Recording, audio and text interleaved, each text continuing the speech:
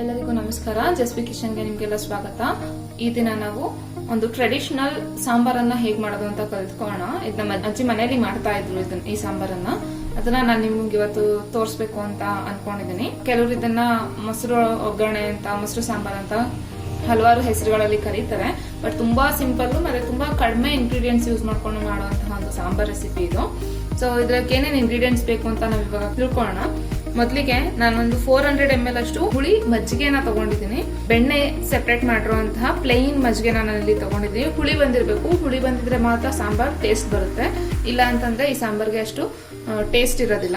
ಹುಳಿ ಮಜ್ಜಿಗೆ ತಗೊಂಡಿದ್ದೀನಿ. ಒಂದು 8 ಬೆಳ್ಳುಳ್ಳಿನ ಕಟ್ ಮಾಡಿ ಇಟ್ಕೊಂಡಿದ್ದೀನಿ. ಕರಿಬೇವಿನ ಸೊಪ್ಪು, 2 ಮೆಣಸಿನ ಹಣ್ಣು, 1/4 ಟೀ ಸ್ಪೂನ್ ಅಷ್ಟು ಜೀರಿಗೆ, 1/4 ಟೀ ಸ್ಪೂನ್ ಅಷ್ಟು ಸಾಸಿವೆ, 1.5 ಟೀ ಸ್ಪೂನ್ ಅಷ್ಟು ಖಾರದ ಪುಡಿ, ಒಂದು 1/4 ಟೀ ಸ್ಪೂನ್ಗೂ ಕಡಿಮೆ ಇರೋಷ್ಟು ಸಾಂಬಾರ್ ಪುಡಿ. ನಾವು ಇದನ್ನ ತುಪ್ಪದುಡಿ ಅಂತಾನೂ ಕೂಡ ಕರಿತೀವಿ. ಇನ್ ಕೇಸ್ ನೀವು ಸಾಂಬಾರ್ ಪುಡಿ ಅಥವಾ ತುಪ್ಪದುಡಿ ಇಲ್ಲ ಅಂತಂದ್ರೆ ಒಂದು ಪಿಂಚ್ ಅಷ್ಟು ಅರಿಶಿನ ಕೂಡ ನೀವು ಇಲ್ಲಿ ಯೂಸ್ ಮಾಡ್ಕೋಬಹುದು. ರುಚಿಗೆ ತಕ್ಕಷ್ಟು ಉಪ್ಪು, 1 ಟೇಬಲ್ ಸ್ಪೂನ್ ಆಗುವಷ್ಟು ಎಣ್ಣೆ. ನಾನಿಲ್ಲಿ 1 ಟೀ ಸ್ಪೂನ್ ಆಗುವಷ್ಟು ಹುರ್ಗಡ್ಲೆನ ಪುಡಿ ಮಾಡಿ ಇಟ್ಕೊಂಡಿದ್ದೀನಿ.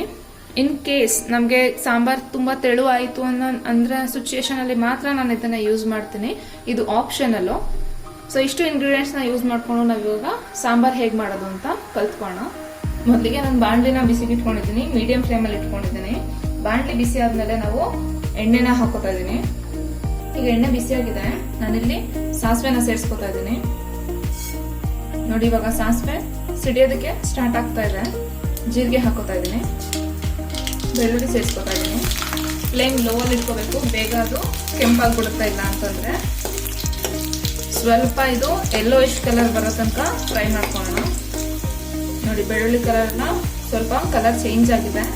ಇವಾಗ ನಾನು ಇದಕ್ಕೆ ಮೆಣಸಿನ ಹಣ್ಣನ್ನ ಹಾಕೋತಾ ಇದ್ದೀನಿ. ಜೊತೆಗೆ ಕರಿಬೇವಿನ ಸೊಪ್ಪನ್ನು ಕೂಡ ಸೇರಿಸ್ಕೊತಾ ಇದ್ದೀನಿ. ಇವಾಗ ನಾನೇನು ಹುಳಿ ಮಜ್ಜಿಗೆ ಇಟ್ಕೊಂಡಿದ್ದೀನಿ ಅದನ್ನ ಆಡ್ ಮಾಡ್ತಾ ಇದ್ದೀನಿ. ಸಿಮ್ಮಲ್ಲಿ ಇದೆ.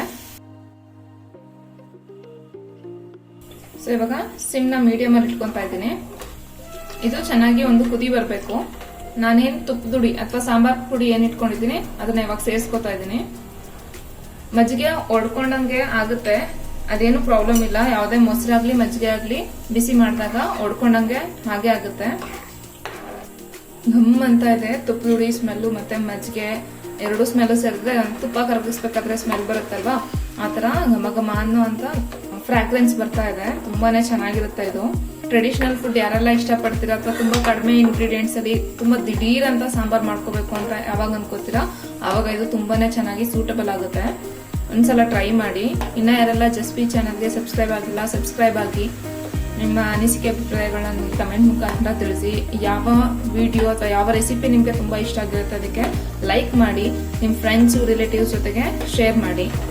ನೋಡಿ, ಇವಾಗ ಇದು ಕುದಿಯೋದಕ್ಕೆ ಸ್ಟಾರ್ಟ್ ಆಗಿದೆ. ಚೆನ್ನಾಗಿ ಒಂದು ಕುದಿ ಬರಬೇಕು. ನೋಡಿ, ಚೆನ್ನಾಗಿ ಕುದಿ ಬಂದಿದೆ. ನಾನು ಇವಾಗ ಖಾರದ ಪುಡಿ ಸೇರಿಸ್ಕೊತಾ ಇದ್ದೀನಿ. 1 ಸ್ಪೂನ್ ಅಷ್ಟು, ಚಿಕ್ಕ ಸ್ಪೂನ್ ಅಲ್ಲಿ 1 ಸ್ಪೂನ್ ಅಷ್ಟು ಖಾರದ ಪುಡಿ ಸೇರಿಸ್ಕೊತಾ ಇದ್ದೀನಿ. ಉಪ್ಪು ಬರ್ತಿದೆ ಅಂದ್ರೆ ಸಿಮ್ಗೆ ಹಾಕೊಡಿ. ತುಂಬಾ ಖಾರ ಅಥವಾ ತುಂಬಾ ಮಸಾಲೆ ಅಂತ ಏನ್ ಅನ್ಸಲ್ಲ. ಇದು ತುಂಬಾನೇ ಲೈಟ್ ಆಗಿರುತ್ತೆ. ನಿಮ್ಗೆ ಕಾಣಿಸ್ತಾ ಇರ್ಬೋದು ಅನ್ಕೋತೀನಿ. ಮಜ್ಜಿಗೆ ನೀವೇನ್ ಯೂಸ್ ಮಾಡಿರ್ತೀರ ಅದು ಹೊಡ್ಕೊಂಡು ದುಡ್ಡು ತರ ಅಥವಾ ಸೆಪರೇಟ್ ಆದಂಗೆ ಅನ್ಸುತ್ತೆ. ಬಟ್ ಟೇಸ್ಟ್ ಅಲ್ಲಿ ಏನು ಕೊರತೆ ಇರೋದಿಲ್ಲ. ಸೊ ಮೀಡಿಯಂ ಫ್ಲೇಮ್ ಅಲ್ಲಿ ಇದನ್ನ ಮಾಡ್ಕೊಳ್ಳಿ. ಉಪ್ಪು ಬಂದ್ಬಿಡುತ್ತೆ. ಕಲರ್ ಕಡಿಮೆ ಆಗಿದೆ, ಸೊ ಅದಕ್ಕೆ ನಾನು ಎಕ್ಸ್ಟ್ರಾ 1/2 ಸ್ಪೂನ್ ಖಾರದ ಪುಡಿ ಸೇರಿಸ್ಕೊತಾ ಇದ್ದೀನಿ. ಸೊ ಇದು ಕುದಿಬೇಕಾದ್ರೇನೆ ನಾನು ರುಚಿಗೆ ತಕ್ಕಷ್ಟು ಉಪ್ಪನ್ನ ಕೂಡ ಸೇರಿಸ್ಕೊತಾ ಇದ್ದೀನಿ. ಇದು 1-2 ಕುದಿ ಬರ್ಬೇಕು. ನೋಡಿ, ನಿಮ್ಗೆ ಸಾಂಬಾರ್ ಗಟ್ಟಿ ಬೇಕು ಅನ್ನೋದಾದ್ರೆ ನಾನೇನು ಹುರ್ಗಡ್ಲೆ ಪುಡಿ ಇಟ್ಕೊಂಡು ತೋರಿಸಿದ್ದೀನಿ. ಈ ಹುರ್ಗಡ್ಲೆ ಪುಡಿಗೆ ಸ್ವಲ್ಪ ನೀರ್ ಹಾಕಿ ಗಂಟುಗಳಿಲ್ದೇ ಇರೋ ರೀತಿ ಅದನ್ನ ಮಿಕ್ಸ್ ಮಾಡ್ಕೊಂಡು ಆಡ್ ಮಾಡ್ಕೊಳ್ಳಿ. ಸ್ವಲ್ಪ ಗಟ್ಟಿ ಬರುತ್ತೆ. ಸ್ವಲ್ಪ ತೆಳುಗಿದ್ರು ಪರವಾಗಿಲ್ಲ, ನಮ್ಗೆ ಅಡ್ಜಸ್ಟ್ ಆಗುತ್ತೆ, ನಮ್ಗೆ ಇದೇ ಚೆನ್ನಾಗಿರುತ್ತೆ ಅಂತ ಅನ್ಸಿದ್ರೆ ಈ ಕನ್ಸಿಸ್ಟೆನ್ಸಿಲು ನೀವು ಮಾಡ್ಬೋದು. ತುಂಬಾ ಏನ್ ತೆಳು ಇಲ್ಲ. ಮಜ್ಜಿಗೆ ನೀವು ತುಂಬಾ ನೀರ್ ಮಾಡ್ಕೊಂಡ್ಬಿಟ್ಟಿದ್ರೆ ಸಾಂಬಾರ್ ಕೂಡ ನೀರಾಗುತ್ತೆ. ಯಾರಿಗೆಲ್ಲ ಸ್ವಲ್ಪ ಹುಳಿ ಐಟಮ್ಸ್ ಎಲ್ಲ ಇಷ್ಟ ಆಗುತ್ತೆ ಅವ್ರಿಗೆ ಈ ಸಾಂಬಾರ್ ತುಂಬಾನೇ ಇಷ್ಟ ಆಗುತ್ತೆ. ತುಂಬಾ ಟ್ರೆಡಿಷನಲ್ ಆಗಿ ಮಾಡೋಂತ ಒಂದು ಸಾಂಬಾರ್ ರೆಸಿಪಿ. ಕಲರ್ ನೋಡಿದ್ರೆ ಅನಿಸ್ತಿರ್ಬೋದು ತುಂಬಾ ಮೈಲ್ಡ್ ಆಗಿದೆ ಅಂತ. ಖಾರ ಜಾಸ್ತಿ ಹಾಕೋಬಿಡಿ. ಖಾರ ಜಾಸ್ತಿ ಹಾಕಿದ್ರೆ ಮಜ್ಜಿಗೆ ಟೇಸ್ಟ್ ಹೊಟ್ಟೋಗ್ಬಿಡುತ್ತೆ. ಇದು ತುಂಬಾ ಮೈಲ್ಡ್ ಆಗಿನೇ ಮಾಡುವಂತ ಸಾಂಬಾರ್. ಅದಕ್ಕೆ ನಾನು ಚಿಕ್ಕ ಸ್ಪೂನ್ ಅಲ್ಲಿ 1.5 ಸ್ಪೂನ್ ಅಷ್ಟು ಮಾತ್ರ ಖಾರದ ಪುಡಿನ ಸೇರಿಸ್ಕೊಂಡಿದ್ದೀನಿ. ಇವಾಗ ನಾನು ಹುರ್ಗಡ್ಲೆ ಏನ್ ಇಟ್ಕೊಂಡಿದ್ದೆ ಅದನ್ನ ನೀರಲ್ಲಿ ಮಿಕ್ಸ್ ಮಾಡಿ ಸೇರಿಸ್ಕೊತಾ ಇದ್ದೀನಿ. 2 ನಿಮಿಷ ಕುದಿದ್ರೆ ಸಾಕು, ಸಾಂಬಾರ್ ರೆಡಿ. ಸೊ ಒಂದು 8 ರಿಂದ 10 ನಿಮಿಷದೊಳಗಡೆ ನೀವು ಪ್ರಿಪ್ರೇಷನ್ ಶುರು ಮಾಡಿದ್ರು ಕೂಡ 8 ರಿಂದ 10 ನಿಮಿಷದೊಳಗಡೆ ಈ ಸಾಂಬಾರ್ನ ನೀವು ಮಾಡ್ಕೋಬಹುದು. ತುಂಬಾನೇ ರುಚಿಯಾಗಿರುತ್ತೆ. ಇದಕ್ಕೆ ಬೇಕಂದ್ರೆ ನೀವು ಕೊತ್ತಂಬರಿ ಸೊಪ್ಪು ಹಾಕೋಬಹುದು.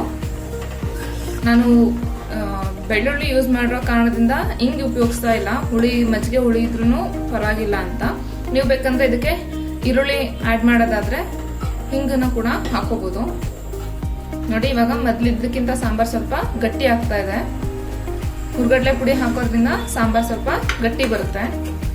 ಯಾವಾಗೆಲ್ಲ ಮಜ್ಜಿಗೆ ಉಳ್ಕೊಬಿಟ್ಟಿದೆ, ಮೊಸರು ಉಳ್ಕೊಂಡಿದೆ, ಖಾಲಿ ಆಗ್ತಾ ಇಲ್ಲ ಅಂತ ಅನ್ಸುತ್ತೋ ಅವಾಗೆಲ್ಲ ಈ ಸಾಂಬಾರ್ ಮಾಡ್ಕೋಬಹುದು. ನಮ್ಮನೇಲಂತೂ ಬೇಕು ಅಂತ ನೆನಪಿಸ್ಕೊಂಡು ಈ ಸಾಂಬಾರ್ನ ಮಾಡ್ಕೊಂತ ಇರ್ತೀವಿ.